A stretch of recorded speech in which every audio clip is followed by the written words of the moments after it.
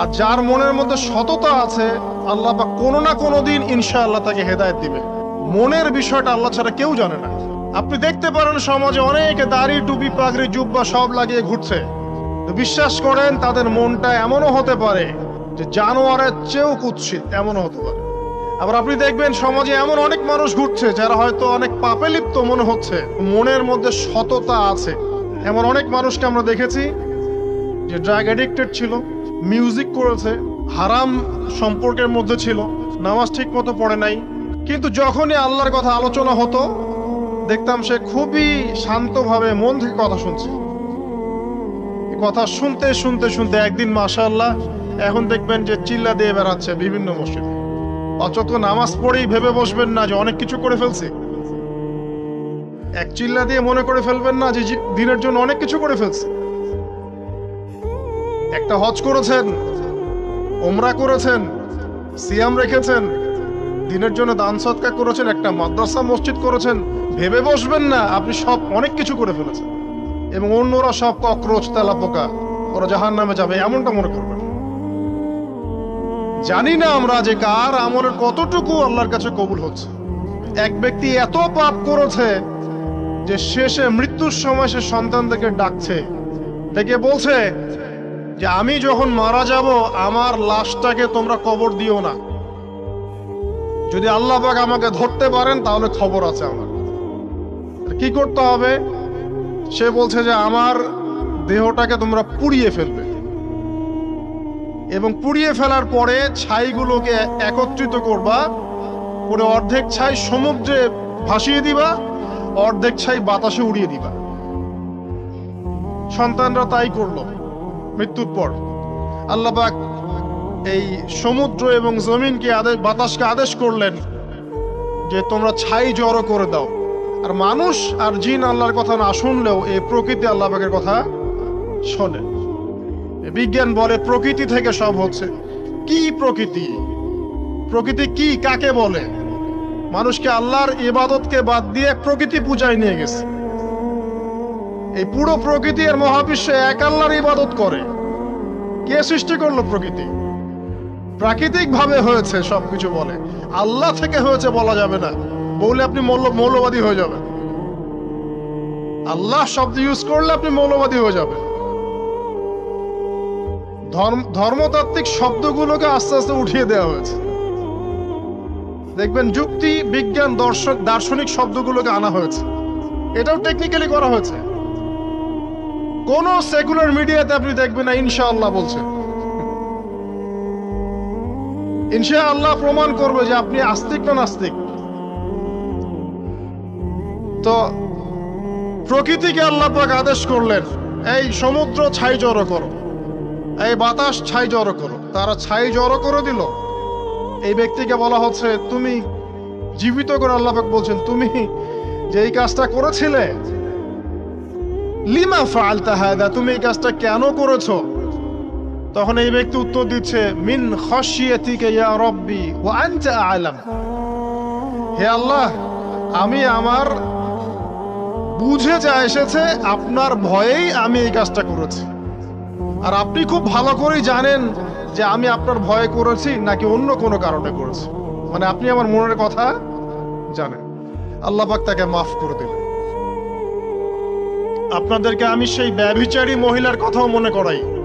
ওই মহিলা, যে ব্যক্তি একজন যৌনকর্মী ছিল বা যেটা আমরা বলি ব্যভিচারিণী মহিলা ছিল, একটা কুকুরকে দেখেছে সে পানি পান করার জন্য তৃষ্ণার্ত, সে এটাতে মায়া করে দয়া করে তার মোজাটাকে নামিয়ে এই কূপ থেকে পানি উঠিয়ে কুকুরকে পান করিয়েছে। এই একটা কাজের বদৌলতে আল্লাহ রাব্বুল আলামিন এই ব্যভিচারী মহিলাকে মাফ করে জান্নাত দিয়ে দিয়েছে। হাদিসে এটাও এসেছে, নবী সাল্লাল্লাহু আলাইহি ওয়াসাল্লাম বলেছেন ইরহামু মান ফিল আরদ, তোমরা সবাই জমিনবাসীর প্রতি রহম করো। জমিনে মুসলিমই থাকতে হবে, তাদের প্রতি রহম করতে হবে এমন নয়, জমিনবাসী যারাই আছে সবার প্রতি রহম করো, জাতি, ধর্ম, বর্ণ নির্বিশেষে। এমনকি পশু পাখির প্রতিও দয়া করো। ইরহামু মান ফিল আরদ, জমিনে যারা আছে সবার প্রতি রহম করো। ইরহামুকুম মান ফিস সামা, যিনি আসমানে আছেন তিনি তোমাদের প্রতি রহম করবে ইনশাআল্লাহ। ইসলাম এই কথাগুলো বলেছে 1400 বছর আগে। আজকের এই বিশ্বের সোকল্ড এই মডার্ন বিশ্বে যেখানে মানুষের রক্তের কোনো দাম নাই, সেখানে ইসলাম পশু পাখির অধিকার নিয়ে কথা বলেছে 1400 বছর আগে। কাদেরকে কি শিখাতে আসেন? কোরআন এবং সুন্নাহর বাইরে অভ্রান্ত সত্যের কোন উৎস আছে? এখানে যা আছে তাই চূড়ান্ত। মানতে চাইলে মানেন, না মানতে চাইলে জাহান্নামে যান, কেউ তো বাধ্য করছে না। লাকুম দীনুকুম ওয়ালিয়া দীন। আল্লাহ পাকের রহমত দেখেন। আরেকটা ঘটনা আছে এমন, একটা বিড়ালকে বেঁধে রেখেছিল এক মহিলা, খাবার দেয় নাই, কষ্ট দিয়েছে। একটা বিড়ালকে খাবার না দিয়ে কষ্ট দেওয়ার কারণে এই মহিলাকে আল্লাহ পাক জাহান্নামে পাঠিয়েছে। এরকম কত ঘটনা আছে। এই ঘটনাগুলো হাদিসের পাতায় বর্ণিত আছে। কোরআনে কি বলছে দেখো। কোরআনের আমি কয়েকটা পয়েন্ট আপনাদেরকে খালি বলছি, এটা নিয়ে আমি সকালে ভাবছিলাম। আল্লাহ পাক আদম আলাইহিস সালামকে সৃষ্টি করেছেন আমরা সবাই জানি, কিন্তু আল্লাহ পাক সূরা সাদের মধ্যে বলছেন ইবলিসকে, হে ইবলিস তোমাকে কিসে বারণ করলো আদমকে সিজদা করতে, যে আদমকে আমি নিজের হাত দিয়ে সৃষ্টি করেছি। আল্লাহ রাব্বুল আলামিন যে আমাদেরকে এত যত্ন করে ভালোবেসে সৃষ্টি করেছেন, এটা কি আল্লাহ পাকের দয়ার নিদর্শন নয়? মহাবিশ্বের অন্য কোন মাখলুক সৃষ্টির ব্যাপারে আল্লাহ পাক বলেন নাই খলাকতু বিয়াদাই, আমি নিজ হাতে তাকে সৃষ্টি করেছি। শুধু সৃষ্টি নয়, সৃষ্টি করার পর আল্লাহ পাক তাকে সমস্ত নাম শিক্ষা দিয়েছেন। এই যে জ্ঞান শিক্ষা দেওয়া, জ্ঞান, এটা আল্লাহ পাকের সবচেয়ে বড় নিদর্শনগুলোর মধ্যে অন্যতম। এবং আল্লাহ পাকের সবচেয়ে বড় দয়া, আমার মত এটা, মানব জাতির উপরে আল্লাহ পাকের সবচেয়ে বড় দয়াটা হচ্ছে কি জানেন?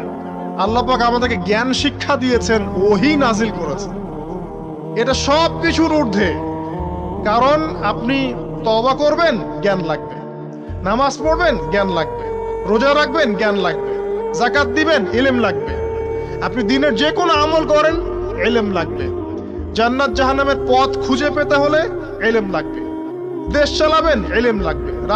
অর্থনীতি চালাবেন, ইলম লাগবে। ইলম ছাড়া কিছু নাই, ইলমের উপরে কিচ্ছু নাই। এই ইলমটা আল্লাহ পাক কাকে শিক্ষা দিয়েছেন?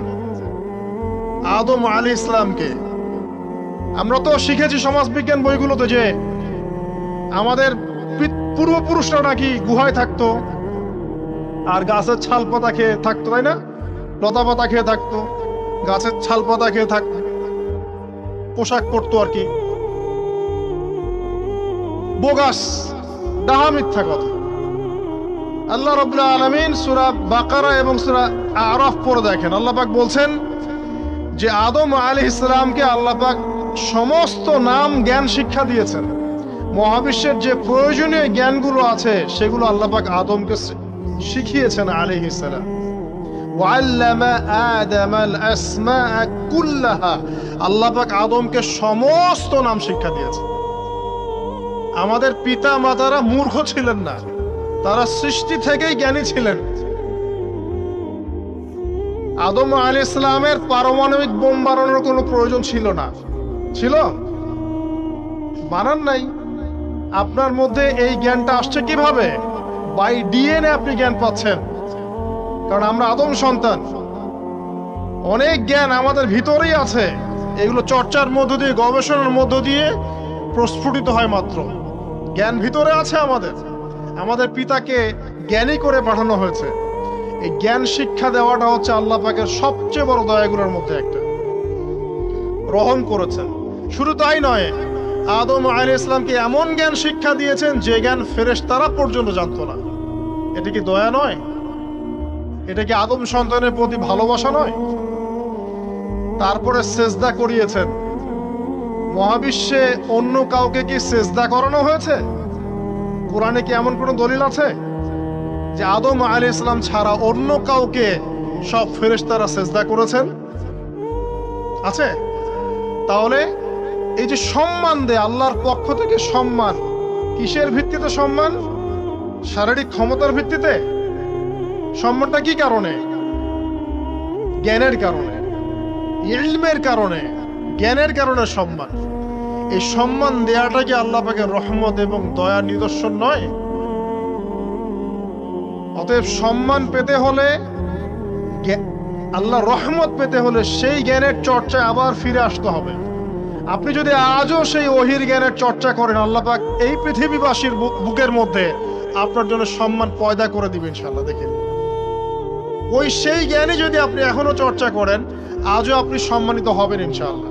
ব্যক্তি চর্চা করলে ব্যক্তি সম্মানিত হবে, একটা পরিবার চর্চা করলে ওই পরিবার সম্মানিত হবে, একটা সমাজ যদি চর্চা করে সেই ওহির জ্ঞান, ওই সমাজ সম্মানিত হবে। একটা দেশে যদি আপনি ওই ওহিভিত্তিক জ্ঞান ছড়িয়ে দেন, পুরো দেশকে আল্লাহ পাক সম্মানিত করবে ইনশাআল্লাহ, পুরো জাতিকে সম্মানিত করবে ইনশাআল্লাহ। আরো সামনে যান, এই যে আদম এবং হাওয়া আলাইহিস সালাম গাছের কাছে চলে গেলেন, ফল খেয়ে ফেললেন, কারণ আমরা আদম সন্তান, ভুল করি। আল্লাহ পাকের সাথে সাথেই বহিষ্কার করে দিয়েছেন? না, আল্লাহ পাক তওবা করার জন্য কালিমা শিখিয়ে দিয়েছেন। সুবহানাল্লাহ, তাদের কালিমা জানা ছিল না। আল্লাহ পাক বলছেন, ফাতালাক্কা আদম মির রাব্বিহি কালিমাত। আল্লাহ পাকের কাছ থেকে আদম আলাইহিস সালাম কিছু বাক্য শিখে নিলেন, যেই বাক্য দিয়ে ফাতাবা আলাই, সে আল্লাহর কাছে তওবা করল। কোন সেই বাক্য? সূরা আরাফে আছে, রব্বানা যালামনা আনফুসানা ওয়া ইল্লাম তাগফির লানা ওয়া তারহামনা লানাকুনান্না মিনাল খাসিরিন। এই দোয়া কে শিখিয়ে দিয়েছে? আল্লাহ। এই তওবার বাক্য যে শিখিয়ে দেয়, এটা কি দয়ার পরিচয় নয়? আমরা আল্লাহর কাছে ফিরে যাব, তওবা করব, ইস্তেগফার করব, এই জ্ঞানটা শিখিয়ে দেয়া কি আল্লাহ পাকের দয়ার পরিচয় নয়? তাহলে আমরা কিভাবে ক্ষমা চাইতাম? কিভাবে ক্ষমা চাইলে আল্লাহ পাক সমস্ত গুনাহ মাফ করবেন, এই পদ্ধতিগুলো বলে দেয়া কি আল্লাহ পাকের দয়ার পরিচয় নয়? তারপর সামনে যান, পৃথিবীতে নামিয়ে দিয়ে আল্লাহ পাক ক্ষান্ত হয়ে যাননি। আল্লাহ রাব্বুল আলামিন আসমান থেকে হেদায়েতের গ্রন্থ পাঠিয়েছেন, বলেছেন এই গ্রন্থের মধ্যে যা আছে মেনে চললে তোমরা আবার জান্নাতে ফিরে আসবে ইনশাআল্লাহ।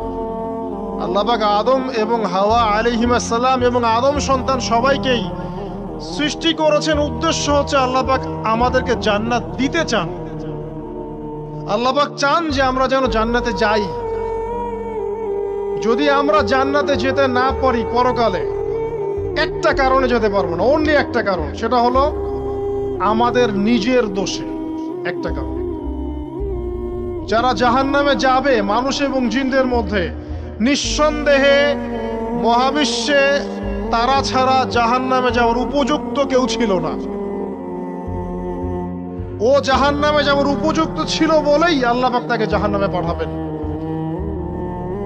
আর যারাই জান্নাতে যাবে প্রত্যেকেই শুধু আমলের বদৌলতে যাবে না, বরং আল্লাহ পাকের রহমতেই যাবে। কেউই তার আমল দিয়ে জান্নাতে যেতে পারবে না। নবী সাল্লাল্লাহু আলাইহি ওয়াসাল্লাম এমন ভাষ্য বলছেন, ইল্লা আনা, আমিও না, ইল্লা বিরহমাতিল্লাহ, আমিও নয়, তবে আল্লাহ পাকের দয়া আমাকে ঘিরে ধরবে। আল্লাহ পাকের রহমত যাদের উপরে বর্ষিত হবে তারাই জান্নাতে যাবে ইনশাআল্লাহ। কে আমল দিয়ে যেতে পারবে না। যত আমলই করি বলা যাবে না এই আমলের বদৌলতে জান্নাতে যেতে পারবো। আল্লাহ পাক দয়া না করলে হবে না। আল্লাহ পাক চান যে আদম সন্তান যেন জান্নাতেই যায়। এই কারণেই সৃষ্টি করা, এই কারণেই আপনার ওহীভিত্তিক গ্রন্থগুলো পাঠানো, এই কারণে নবী রাসূল পাঠানো, আলেম ওলামা সৃষ্টি করা, মানুষকে সতর্ক করা, হায়াত দেয়া, বারংবার জীবনে চলতে ফিরতে আপনাকে অ্যালার্ম করা হয়, আল্লাহর পথে ফিরে আসেন, আল্লাহর পথে ফিরে আসেন। অ্যালার্ম করা হয় না? বিপদ দিয়ে আপনাকে অ্যালার্ম করা হয় আল্লাহর পক্ষ থেকে। আপনি চলতে পথে হোঁচট খান, আল্লাহ আপনাকে অ্যালার্ম দেন, ফিরে আসো। চলছেন বিপথে, আল্লাহ পাক অ্যালার্ম দেন, ফিরে আসো। আল্লাহ পাকের পক্ষ থেকে কিন্তু এগুলো আসে। অদ্ভুত একটা হাদিস বললাম, অদ্ভুত বলতে বলছি অ্যামেজিং হাদিস, যে একজন সাহাবী বলছেন, সালমান রাদিয়াল্লাহু আনহু, তিনি বলছেন যে যখন মুমিনের উপর বিপদ আপদ বালা মুসিবত আসে, তখন মুমিনের এই বিপদ আপদ বালা মুসিবত রোগ শোকের বদৌলতে আল্লাহ পাক তার গুনাহগুলোকে মাফ করে দেন এবং তার মর্যাদাকে বাড়িয়ে দেন, এবং সে আল্লাহর দিকে ফিরে আসার অনুশোচনা করার সুযোগ পায়। আর যখন কাফের মুশরিক বা ফাসেক মানুষকে এইসব রোগ ব্যাধি বিপদ আপদ বালা মুসিবত ঘিরে ধরে, তার দৃষ্টান্ত সেই উটের ন্যায় যে উটটাকে তার মালিক বেঁধে রেখেছে, এরপর ছেড়ে দিয়েছে। সে উটটা বুঝতেও পারলো না কেন তার মালিক তাকে বেঁধে রাখলো আর কেনই বা তাকে ছেড়ে দিল। কথাটা কি বুঝতে পারছেন? যারা আল্লাহ দ্রোহী, তাদের উপর যখন বিপদ আপদ বালা মুসিবত আসতে থাকে, তারা বুঝে না যে কি জন্য আসলো আর কেন চলে গেল। কিন্তু মুমিন ব্যক্তি যারা মুসলিম, আল্লাহর অনুগত, তাদের বিষয়টা হচ্ছে এমন, বিপদ আপদ বালা মুসিবত রোগ ব্যাধি তাদেরকে আল্লাহর দিকে ফিরিয়ে নিয়ে আসবে। দেখুন, এই যে পৃথিবীতে নামিয়ে দেয়া, এরপর আল্লাহর পক্ষ থেকে ঐশী গ্রন্থগুলো পাঠানো, নবী রাসূল পাঠানো, আলেম ওলামা পাঠানো, আপনাকে হায়াত দেয়া, আপনাকে রিজিক দেয়া, এই শ্বাস নেয়ার ক্ষমতা দেয়া, আপনাকে জ্ঞান বুদ্ধি দেয়া, বিবেক দেয়া। এই যে একটু আগে তেলাওয়াত করলো শুরুর আগে নবী মুসা আলাইহিস সালামের ঘটনা, বনু ইসরাইল একটার পর একটা অবাধ্যতা করেই গেছে। আল্লাহ পাক তারপরেও তাদের কাছে নবী পাঠিয়েছেন, নবী মুসাকে পাঠিয়েছেন। ফেরাউনের মতো জালেম শাসকের হাত থেকে বনু ইসরাইলকে আল্লাহ পাক উদ্ধার করেছেন। এটা কি দয়ার পরিচয় নয়?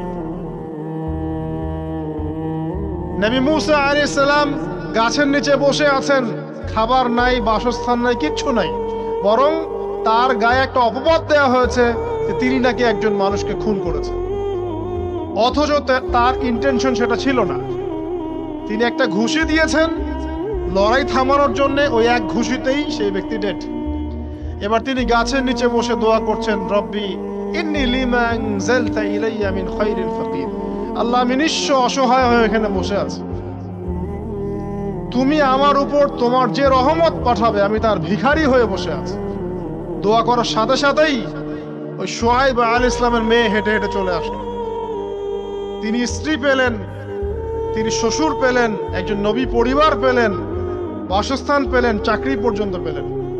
8 বছর তিনি রাখালি করেছেন শুআয়ব আলাইহিস সালামের ফার্মের মধ্যে। দয়া মুহূর্তেই চলে আসবে, শুধু আল্লাহর দিকে অভিমুখী হলেই হয়, এগুলো দয়া। আইয়ুব আলাইহিস সালামের কথা মনে আছে না? দীর্ঘদিন রোগে ভুগছেন, চিকিৎসা হচ্ছে না, ভালো হচ্ছে না, শেফা হচ্ছে না।